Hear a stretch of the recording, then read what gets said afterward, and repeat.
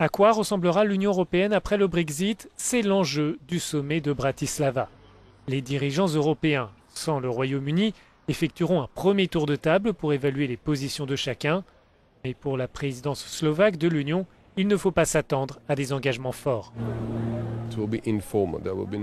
Ce sera informel. Il n'y aura pas de décision formelle, il n'y aura pas la pression d'esquisser des discours ou des conclusions.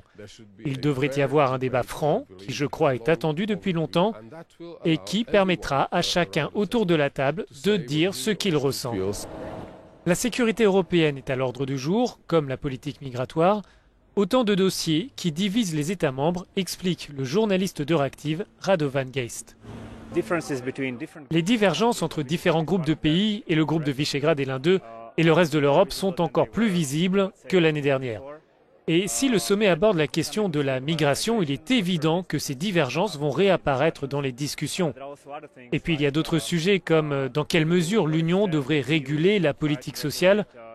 Là aussi, les nouveaux États membres ne sont pas très enthousiastes.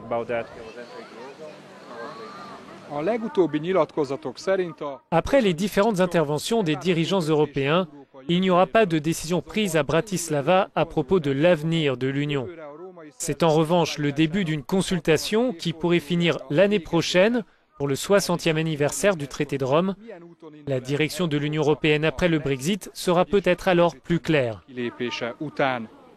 Zsíros Sándor, Euronews, Pozsony.